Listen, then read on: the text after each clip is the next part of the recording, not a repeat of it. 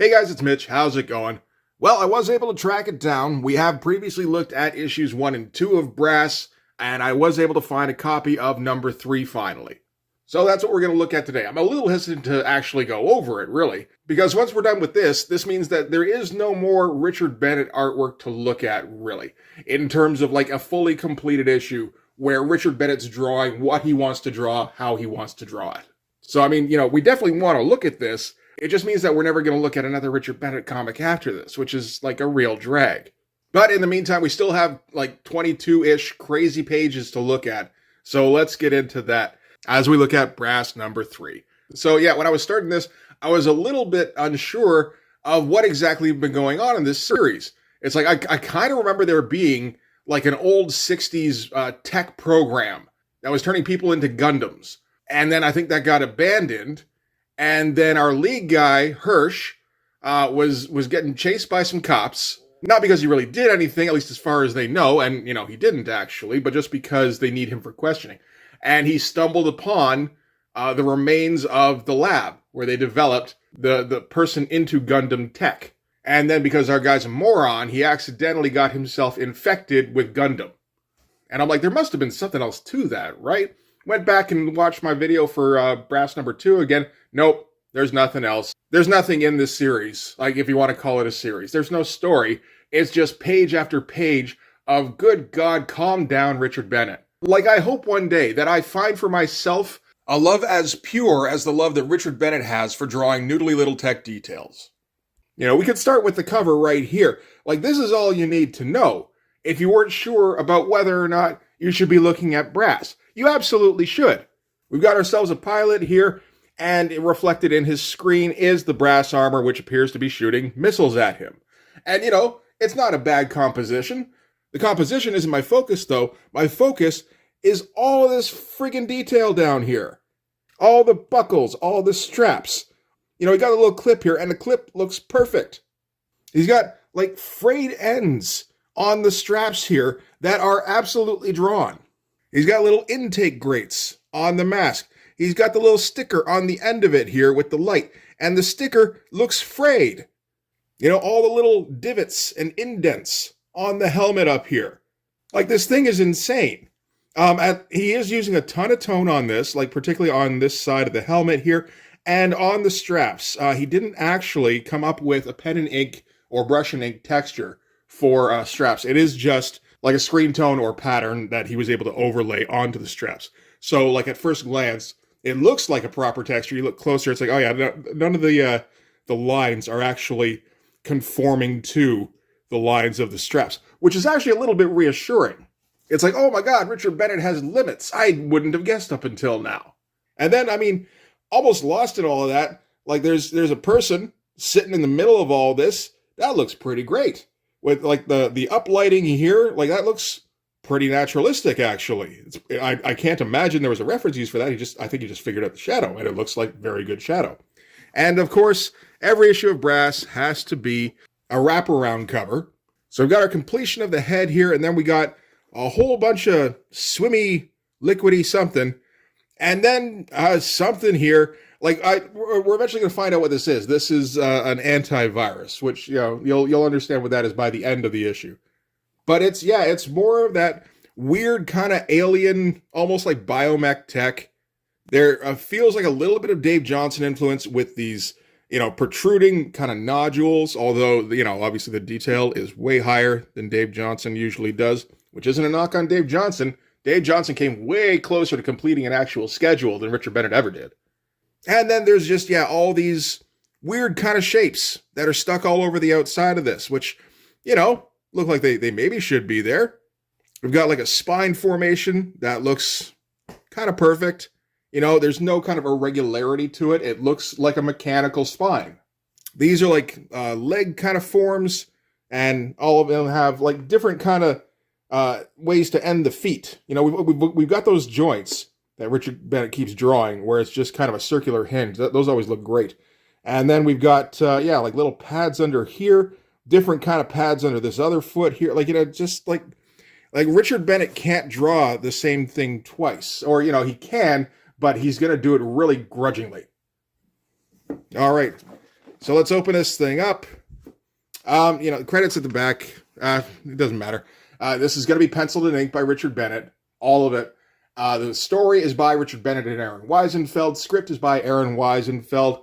They're not very good at that part of things, the whole writing thing. In fact, this issue is kind of crazy because we've had like 2 issues of not really anything going on other than Richard Bennett went, I'm going to draw a mech today. And then this one is just like the dumb action movie issue. Which, I mean, sure, I got no problem with that. That's going to be, I haven't had a problem with any of these issues, really. They're all fun to look at, but I do have to admit that Gundam fighting is a bit more intriguing than Gundam standing looking cool. All right, so we're going to start, I guess this is in New York, and we're, I believe, outside of a club, and we're actually starting with Freefall and Grunge, who they don't really address each other by name, other than, Grunge calls Freefall rocks. But that's very clearly who they are. And it looks like they're trying to get into a club, and their fake IDs didn't work. And that's kind of the end of that. They don't really show up for the rest of this thing, so it's just a little cameo kind of thing. All sorts of people standing in line, wearing different shit.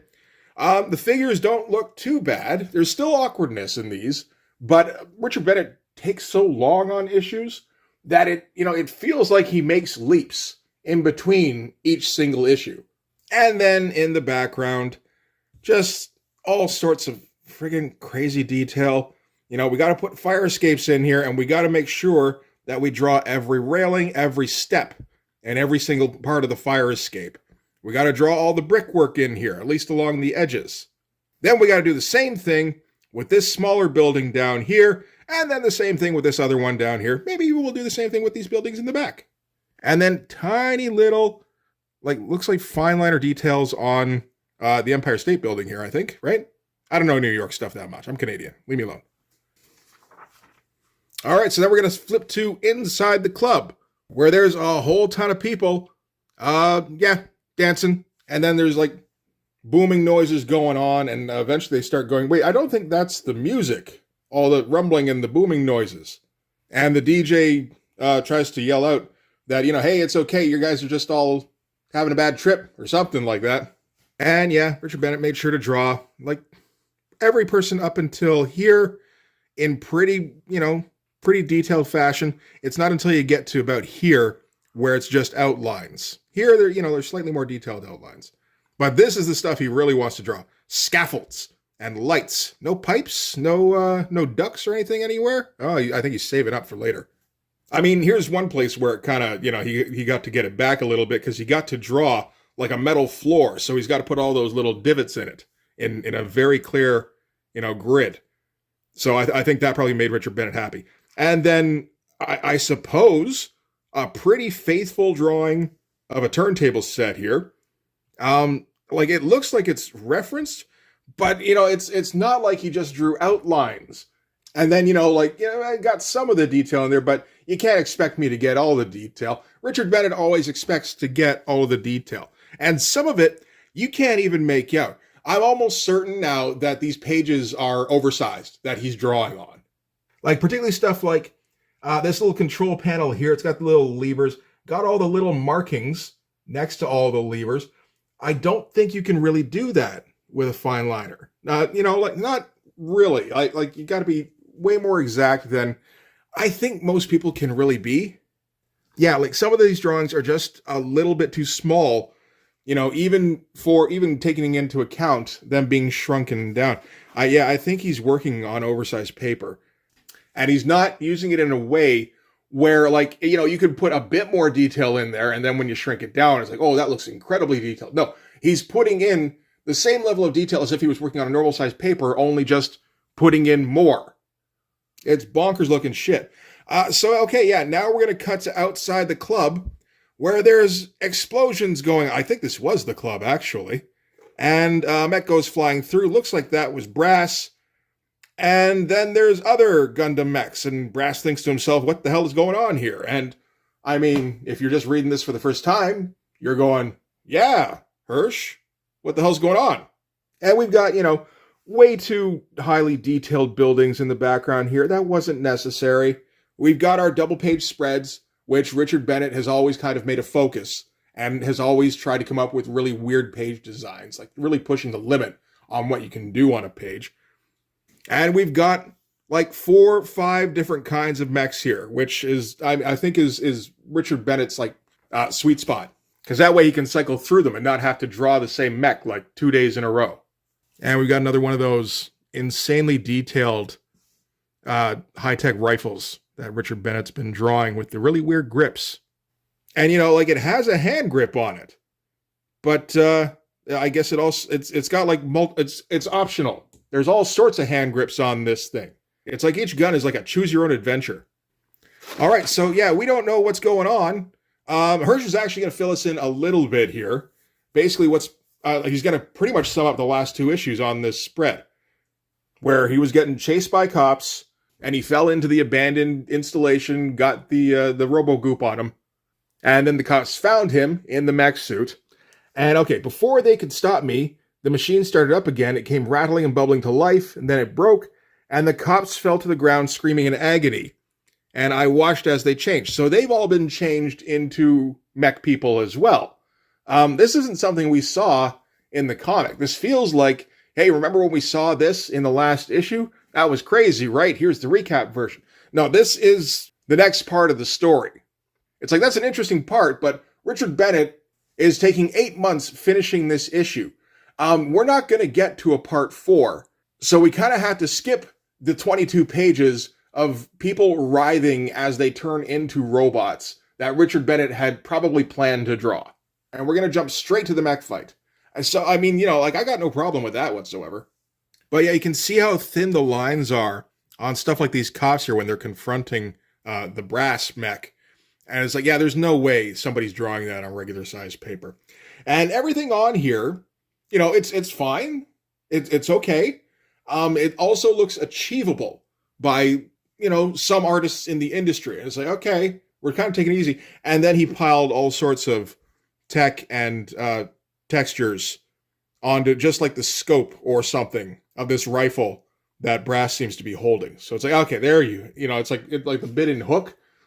Oh, there you are, Peter. There you are, Richard Bennett. You are Richard Bennett. So yeah, the cops that had been chasing Hirsch, yeah, they all just kind of been transformed into mechs, and now they're just running amok. Doesn't seem to be a particularly good reason why everybody seems, when they get transformed into mechs, they all go crazy, but Hirsch doesn't. Maybe it's because of the cancer that he had back in issue 1. Remember that? At the beginning of this series, we found out Hirsch had cancer, and that hasn't really come back at all. It wasn't an element used at all in issue 2, and spoilers, it's not going to come up at all in issue 3. So it's kind of unnecessary, really. He could have just been a dude, other than just like he had to be kind of depressed when he was on that bus and that guy got shot in front of him. Now, but like, you know, you can just be depressed for like, you know, oh man, my girl left me or something. My fucking dog died. That fueled 4 John Wick movies. Okay, so Hirsch is trying to communicate with the other mechs. The other mechs feel like they're pretty much incapable of speech at this point. They seem to be kind of mindless, like the tech has taken them over. Again, not sure why it wasn't Hirsch. Maybe, you know, maybe it's the cancer. Maybe it gave him powers. He spawns kind of a Darth Maul lightsaber thing and cuts the one mech in half here. Probably the least interesting one to draw here, the lead one. I don't know. I think he probably had some fun with that. And then a guy flies up behind him in like a Metron pod or something, only with like a little minigun under the little stand that he's on here. And he just starts gunning down. Well, he tries to gun down Brass. He doesn't seem to hit him at all. And Hirsch thinks to himself, that was close. He's coming around again. Got to time this just right. Got him. That's some continuity comics. Leftover scripting tips, I think. That feels like, you know, he called up Neil Adams for advice. Like, what do I put in this panel? Just put got him. Then we know that they got him. So that's 2 mechs down already. So we just got a couple left. We got the black one in the back here that kind of looks like Brass itself, only, you know, darker colored. And the woman here. All right, so, you know, those other 2 mechs are going to jump at Brass here. That's a crazy fisheye panel there. Looking straight up, all the buildings bending so they can loom over us properly. And gets drop kicked by the woman here. That looks pretty great. That's a pretty dynamic pose, actually. That's a really good one for Richard Bennett. We've noted that Richard Bennett has difficulty with faces and figures. And one of the good things about this issue now, everybody seems like they're going to be covered in like robo paint. So we don't have to worry about drawing faces for most of this. But yeah, no, it feels like Richard Bennett spent a little time working out that pose. That's a really good one. Okay, so from there, we're going to cut to the Russian Mir space station, 120 miles above the Earth.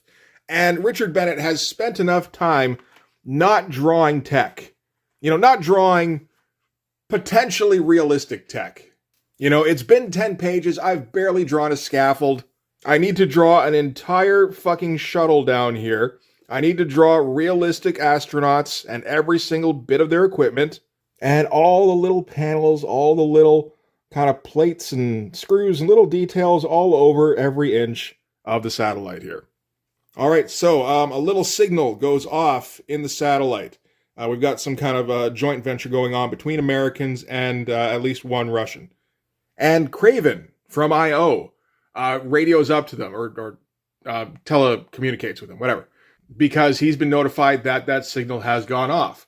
So he's like, okay, are you ready? Have you run diagnostics today? He's like, yes, we did, first thing in the morning. Okay, run them again.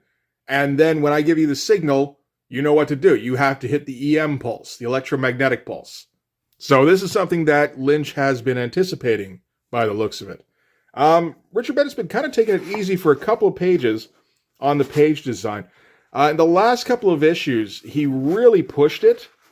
This one, not so much, really, so far. He is from time to time, but it feels like his focus is more on just getting so much detail in the goddamn page.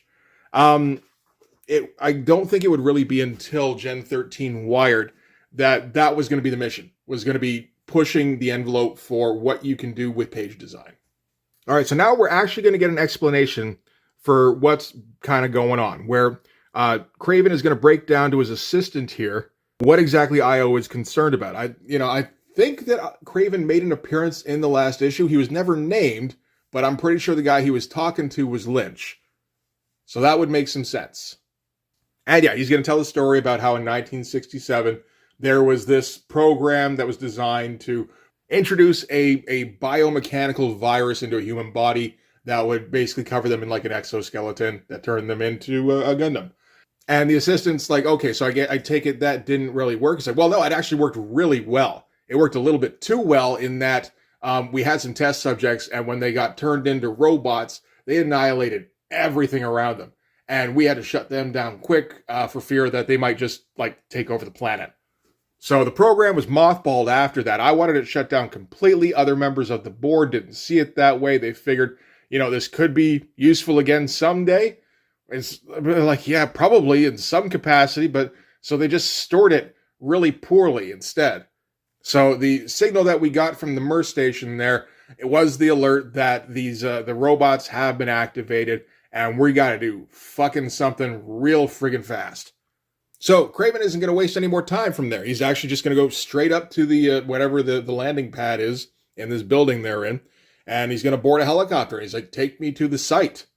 I didn't think Craven was that kind of guy. I figured he was like a behind-the-scenes guy who sent, other people out to do the dirty work for him, but that doesn't seem to be the case here. All right, yeah, then we're going to cut to inside the cockpit of some kind of fighter jet, where, it basically looks like the cover here. Like, I don't think we really skimped any on leaving out any of the details from the cover. He does kind of, he didn't draw every single line in the ports on the nose here. Oh, Richard Bennett's slacking. But yeah, no, we got our fighter jets zooming in on the city here. And yeah, as usual, Richard Bennett doesn't just want to draw one kind of fighter jet over and over again. He wants to draw 3 or 4. He did the same thing in issue 2, where he drew like 4 types of helicopters on one page. So it's just like, it wasn't like they had a squadron ready. It's more like there was a collector nearby who had bought like 17 different kinds of planes. And they went, okay, pick one randomly and go. Because we've got an F-18 zooming in over here. We've got, helpfully it tells us a YF-23 here.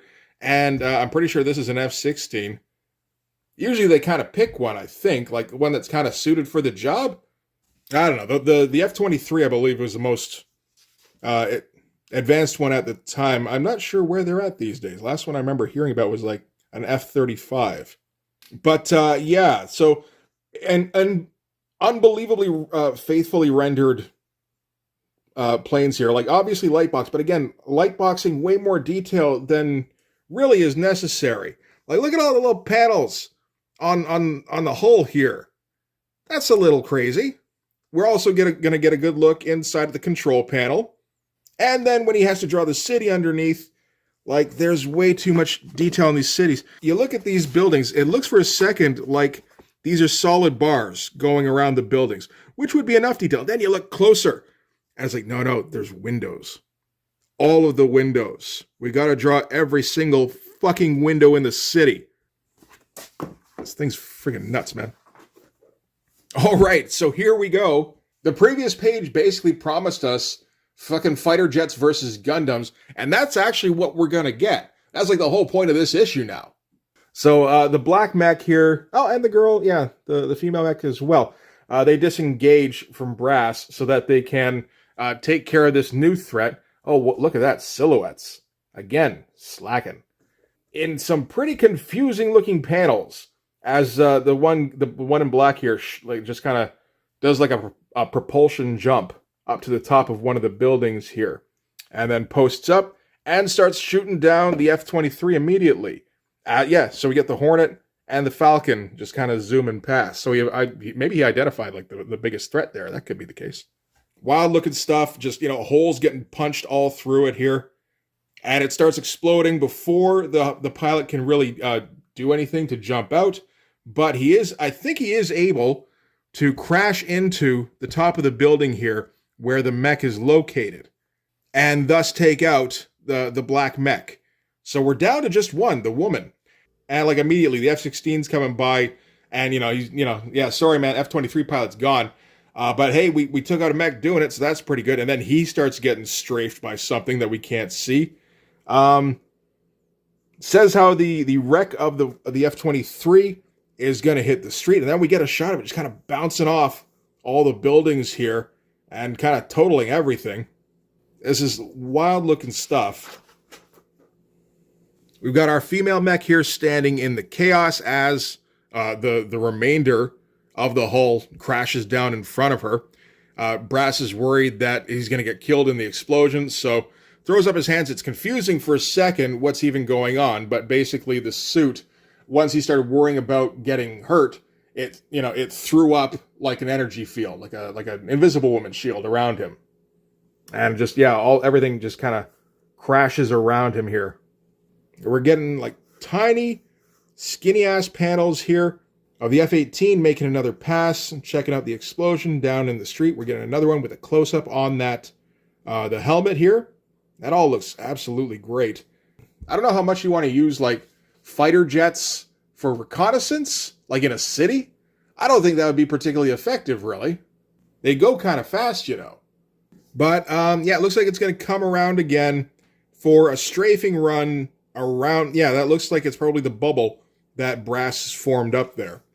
So, an airplane crashing into him didn't hurt him. Naturally, you want to try and hit him with bullets next. Again, we're not thinking too much about the plot in this thing. Weisenfeld and Bennett are incredible artists. Like just top of their game, absolutely. Not the best writers. Don't give a shit. Never have. This is the Detail Show. If you're a fan of Jeff Darrow or Mobius or, even Art Adams to an extent, this is your jam. And yes, that's me. All right, so back to the female mech here. Her robo-spine disengages, and it looks like she's got all sorts of little mini missiles clipped onto it. So it just kind of hovers behind her and then just fires off a bunch of these like flare missiles at the F-18 as it flies overhead and takes out the wings. And the pilot is very concerned about this as he yells, "Oh, darn it!" And then starts plummeting to Earth saying, "Sir, I've been hit too." So very reserved, very admirable. Love getting the motion of the jet, like turning and like just going into a spin as it descends. Again, more crazy page designs though. He's doing some wild shit. There's a whole bunch he had to fit on this page. All right, we're going to get another double-page spread. That F-18 comes in, and it's going to crash right into a building downtown. We get what looks like a die-hard explosion here. That's pretty good. So now the only thing left is Kraven in his chopper here. Although he is able to call up some ground forces, they're going to pull up in some jeeps. And these guys are all equipped with electromagnetic beacons. So this is going to be the target for the Mir satellite station. These jeeps all look a little bit too small. I mean, particularly when you get something like Brass next to them. You know, I assume that Brass is supposed to be huge, although it's a little weird when you look inside his faceplate. And he's got like a full-on face in there mostly. And it looks like there's just a little case over his face. But I guess that's more representative, and he's like just in the middle of it somewhere. Because that thing's like twice as big as a person, easy. Same with the woman over here. So the EM beacons land, they affix themselves to Brass and the other mech there, and Kraven gives the signal to launch the EM pulse. And I assume that's what's happening here, because they just kind of all go bluey, they all go blah, and it looks like Brass kind of falls forward, and we get a little nuclear explosion in his face shield here, reflected. But yeah, see, there's a face in there. But that can't be his face, because that would be way too high up there. Doesn't make a whole lot of sense. Doesn't matter. Nobody cares. All right, so then we're going to cut to inside of Hirsch's head, where he wakes up in, like, the aftermath of a friggin' apocalypse, where the city is just all busted around him. And he meets this weird little toga lady who's got future hair. You know future hair on sight. There's no sense of, like, no, we could accomplish this kind of hair with the technology of today. We need, like, fucking nanites to get that kind of hair going on. And Hirsch isn't sure exactly what's happening at first, but, yeah, future hair is going to tell him about how basically he got captured by I.O. You know, they were the ones who originally ran the program. They had this fail-safe in the bank in case it ever reawakened, and apparently it worked on the first go, which is fucking shocking, except that it probably would have taken a year and a half for Richard Bennett to draw issue 4, so it's not that shocking. So she's the representative of the robovirus that's been introduced into his system. And it's kind of talking to his consciousness directly. She gives him kind of a representation of what's going on in real life, where he's laid out on like an operating table. And IO is going to try and counteract the virus in his system by introducing an antivirus. This is the antivirus. Yeah, see, there's the thing from the front. We got to see it from the back here. I don't know why we had to see it from the back. I don't know why we had to see it at all. It just doesn't make any sense on the cover. So, the virus is going to try and negotiate with Hirsch here as he lounges in his Gundam. And say, okay, you know, we've kind of done everything we can to try and defend you from, you know, the IO probes and the antivirus that they're trying to inject you with. But really, we can't do anything else, because at the moment we're like two separate entities. So we're you know, this is still kind of a like host-parasite relationship. We're still kind of fighting each other a little bit. And then we're going to get our close-up on the antivirus nanites here. So now she's going to basically offer to merge with Hirsch. And I say, you know what? I think I've heard this before. This was Ghost Rider number 13. That weird Larry Stroman issue, where Ghost Rider had been kind of lessened, and Danny Ketch was still freaked out by this flaming skull-faced demon that seemed to be taking over his body at night. And then they both got trapped in the nightmare realm, and they had to, join forces and become a combined being in order to escape. And that's pretty much exactly what's going to happen here. She's going to say, if we can like reach some kind of accord where we're working together instead of against each other, then we can kind of exercise our full power and defend you against like friggin' anything. And there's not really time for Hirsch to debate this at all. He just goes, okay, let's do it. Which is probably for the best. Everything we've seen about Hirsch is that he just makes bad decisions up until now. And he manages to fuck up everything he comes across. Like, just kind of letting a robot consciousness take over his life seems like the best possible outcome for Hirsch. So we get, like, our Adam and God touching the fingers homage here. And then Hirsch loses consciousness again. And then things get confusing as Richard Bennett decides to get abstract. So, from what I can tell anyway, this is Hirsch in the brass armor, and he's in like a crystal cocoon. And then we got the antivirus coming in. So I guess this is, yeah, the robovirus, wrapping him up and making him impenetrable. And I guess this is the assault of the antivirus. And then we get Craven's face busted in going, Mr. Goldstein. Then Hirsch wakes up. He's in the lab. And he doesn't seem to have the brass armor on him anymore.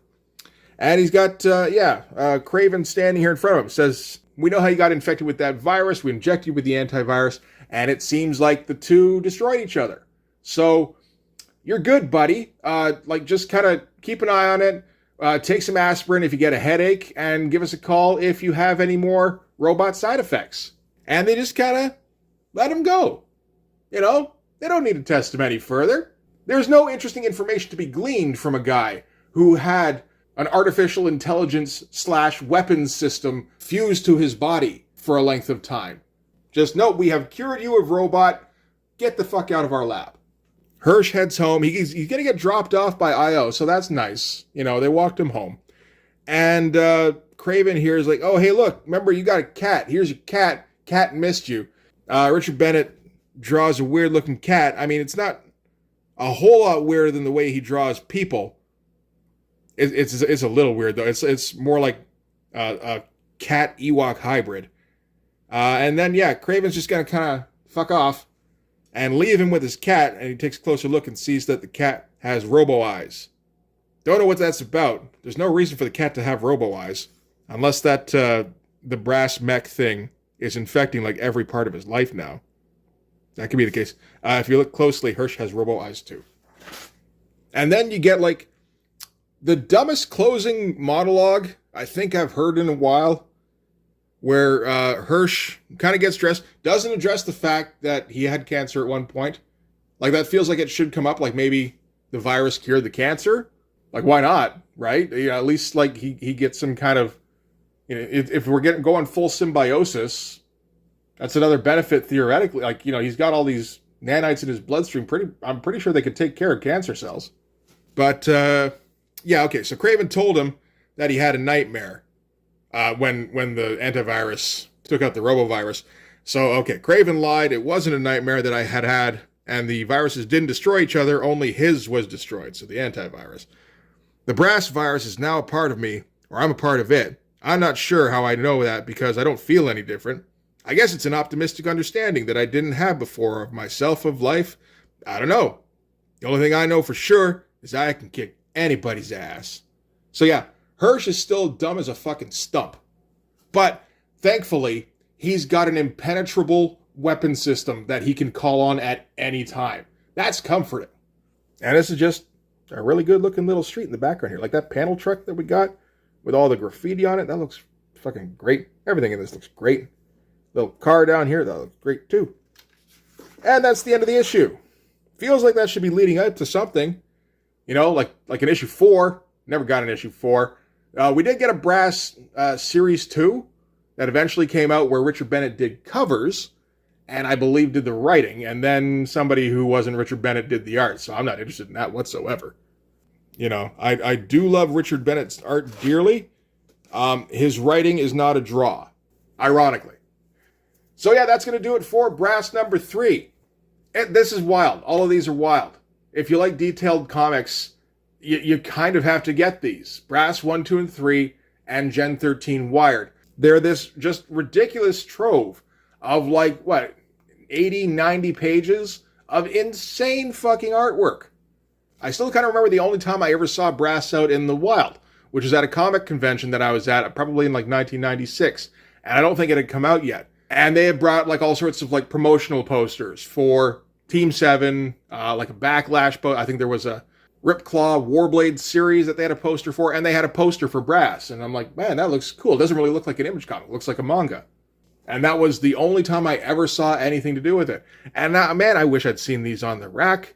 If I just glanced through them for a second, well, the first issue probably would have been tough, because the first issue was kind of hit or miss. Those figures are pretty rough. But there's a couple pages in there that if I'd seen them, I like to think I would have gone, this is worth checking out. And then, you see issue 2, and issue 2 is absolutely insane. And then you go, oh, I got to see the third one. And then the third one, they probably printed like 25,000 copies. So I don't know how many people saw the third one, but it's pretty great. You know what? I wasn't far off. It looks like it was about 28,000 copies that got solicited. The funny thing is that they weren't solicited in May of 1997, which is when this came out. They were solicited in November of 1996, so the month after issue 2 came out. So someone at some point thought that issue 3 was going to be produced on a monthly schedule. And then just like 8 months later, they went, oh, hey, you ordered these last year. Here you go. Have fun. I kind of enjoy that. It's like, that's just like artist's prerogative. It's like, yeah, no, you wanted this comic. I know. No, it was never going to be on time, but I gave you 8 months worth of detail in the meantime as like a apology, like, sorry, here's your extra lines. So yeah, that's Brass number 3. That's the last of the Brass issues. And that's the last of the Richard Bennett issues. We don't have any more to go over now. I have them all, so that's pretty great. But I can't really go over them again on the channel, which kind of sucks. Unless I just decide to start over and just do Brass number 1 again. Who's going to stop me? I could fucking do that. Nobody'd watch it. Or they might just watch and be confused. Which would be appropriate, because this is a confusing fucking book. I'm probably not going to do that, though. We could actually look at, some Jeff Darrow stuff or something, if we need detail. I haven't done a whole lot of Jeff Darrow stuff. Maybe we'll do that again soon. But anyway, for this one, that's going to do it. Thanks very much for watching, guys. If you like this video, please hit the like button. It helps with the algorithm stuff. If you want to see more, hit subscribe. And if you really want to help out, in the description, there's a link to my Patreon. And if you go subscribe there, that'll give you access to everything I do. So, whole bunch of comic book art, whole bunch of videos. Also in the description, there's a link to the merch store. So if you want to get some Blood Force merch, that's the place to do it. It will take far less than 8 months to get to you. I can promise you that. I ordered a hat. The hat got to me in a couple of weeks. Didn't have 8 months worth of extra detail, unfortunately. I would have liked a really heavily rendered hat. But, hey, sometimes expediency is a little bit better. You can also follow me on Instagram and DM me there for commissions. Commissions are open. So yeah, that's going to do it. Thanks again for watching, guys. I will see you in the next one. Bye-bye.